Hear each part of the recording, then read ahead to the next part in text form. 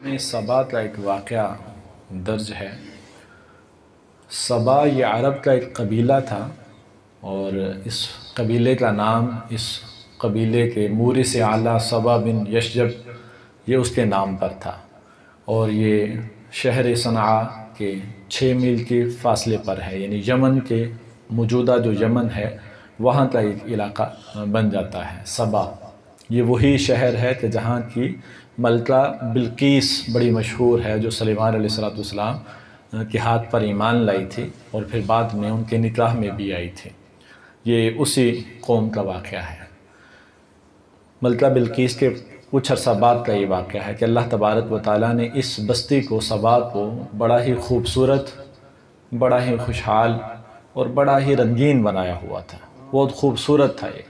اللہ تبارک و تعالیٰ نے پہاڑی سلسلہ تھا، اور پہاڑوں کے اندر کچھ اس طرح کا سلسلہ تھا کہ عام طور پر آپ نے جنہوں نے پہاڑی سلسلہ دیکھا ہے تو جہاں پہ پہاڑی سلسلہ شروع ہو جاتا ہے تو درمیان میں کھائی جو ہے وہ آٹومیٹکلی بن جاتی ہے، اور اس کھائی کے اندر دریا بھی بن جاتا ہے، چونکہ برساتی پانی اور برفانی پانی جو ہے وہ اسی کے ذریعے جاتا ہے۔ اور جہاں پہ تھوڑی سی زمین سیدھی ہو جائے اور آس پاس پہاڑ ہوں تو جو نیچے جگہ ہوتی ہے پانی وہاں پہ ٹھہر جاتا ہے تو وہ تالاب کی شکل بن جاتی ہے۔ تو یہ چیز پہاڑی سلسلے اور پہاڑی علاقوں کو خوبصورت بناتی ہے کہ پانی کی کمی نہیں ہے اور خوشگوار موسم رہتا ہے۔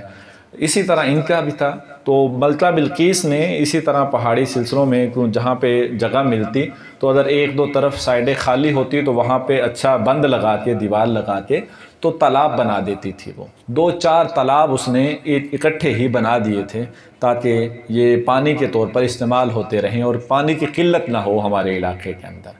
یہ ملکہ بلقیس نے کام کیا ہوا تھا، تو اسی وجہ سے اللہ تبارک و تعالیٰ نے ان کو خوشحالی دے رکھی تھی۔ ان کے باغات بڑے خوبصورت، قرآن کریم کے اندر یعنی کہ ان کے باغات کا تذکرہ ہے کہ ان کو ہم نے باغات دیے، دائیں طرف بھی باغ تھا، بائیں طرف بھی باغ تھا۔ تھوڑے سے لوگ اور باغات ہوں، خوبصورت ہوں، پھل اچھا ہو تو یقیناً وہ لوگ بھی مالدار ہوں گے۔ یہ اللہ تبارک و تعالیٰ نے ان کو یہ نعمتیں دے رکھی تھیں۔ ان کو اللہ تبارک و، لیکن وہ سرکش تھے، نہ ماننے والے۔ اللہ تبارک و تعالیٰ نے 13 انبیاء کرام اس بستی میں بھیجے تھے، 13 انبیاء کرام، لیکن انہوں نے ایک کی بھی نہ سنی تھی۔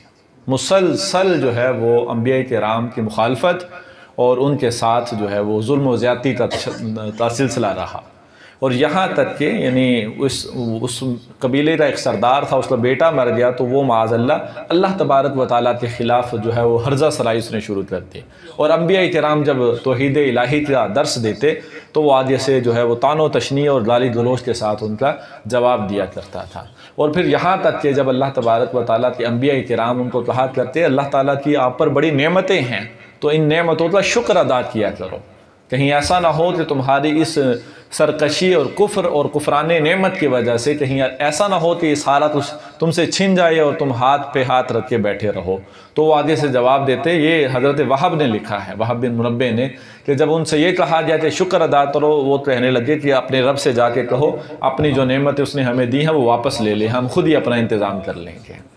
گمنڈ، غرور اس طرف ان کے اوپر جب غالب آیا تو پھر اللہ تبارک و تعالیٰ نے وہ جو بند لگے تالاب تھے جن میں پانی ان کا جمع تھا، اللہ تعالیٰ نے ایک چھوٹے سے چوہے کو حکم دیا کہ جاؤ ذرا ان کے ایک بند کے اندر چھوٹا سا سوراخ ہی کر دو جا کے۔ وہ ایک چوہا گیا اور اس نے کھریدنا شروع کیا اور اس نے تھوڑا سا سوراخ کیا، بس وہ سوراخ سے پانی تھوڑا سا ٹپک رہا تھا، تو تھوڑے سے پانی کے ٹپکنے کو کوئی بھی جو ہے وہ اہمیت نہیں دیتا کہ تھوڑا سا پانی ہے، یہ تو عام پہاڑوں کے اندر کہیں نہ کہیں سے تو ٹپکتا ہی رہتا ہے۔ لیکن وہی کچھ ہی دنوں کے اندر وہی سوراخ بڑھتا بڑھتا بڑھتا اتنا ہو گیا کہ وہ ساری کی ساری دیوار ٹوٹ کے وہ بند ٹوٹا، وہ ساری کی ساری بستی جو ہے ان کی غرق ہو گئی تھی، اور سارے باغات ان کے جو ہے وہ ختم ہو گئے تھے۔ قرآن کریم کے اندر اللہ تعالیٰ فرماتا ہے لَقَدْ كَانَ لِسَبَإٍ فِي مَسْكَنِهِمْ آیَةٌ، قوم صبا کے مسکن کے اندر ہم نے نشانی رکھی ہے۔ جنتین عن یمین و شمال، یمین اور شمال، دائیں طرف اور بائیں طرف دونوں طرف باغات سے وہ گھرے ہوئے تھے، باغ ہی باغ تھے۔ کلوا من رزق ربکم واشکروا لہ بلدۃ طیبۃ ورب غفور، صرف ان سے اتنا ہی کہا تھا کہ اپنے رب کی دی ہوئی نعمتوں کو، رزق کو کھاؤ، واشکروا لہ، اور اس کا شکر ادا کرو۔ बलदतुन तय्यबा, तुम्हारा शहर बड़ा पाकीज़ा खूबसूरत है। कहते इतना पाकीज़ा शहर था कि कोई मच्छर, मक्खी, खटमल, इस तरह की कोई भी छोटी मोटी जो जानवर होते हैं, कोई भी चीज़ अल्लाह तबारक व तआला ने उस बस्ती के अंदर नहीं पैदा फरमाई थी। कोई बीमार भी अगर उस बस्ती में चला जाता तो वो भी सेहतयाब होकर वहाँ की फ़ज़ा से सेहतयाब होकर वापस आता था। ऐसी थी। बलदतुन तय्यबा, खूबसूरत शहर है तुम्हारा। व रब्बुन गफ़ूर, और तुम्हारा रब जो है वो मेहरबान है, रहम फरमाने वाला, मग़फ़िरत फरमाने वाला। तो खाओ और शुक्र अदा करो। लेकिन उन्होंने ना किया। फ़अरदू, तो उन्होंने एराज़ किया। फ़अरसलना अलैहिम सैलल अरम वबद्दलनाहुम बिजन्नतैहिम जन्नतैनि ज़वातै उकुलिन खम्तिन व अस्लिन व शैइन मिन सिद्रिन क़लील। फिर हमने उन पर एक सैलाब भेजा। फिर उसे सैलाब ने अपना काम कर दिखाया कि उनसे जो उनके बागात थे वो छीन के मुकाबिल में उनको 2 बाग दिए हमने।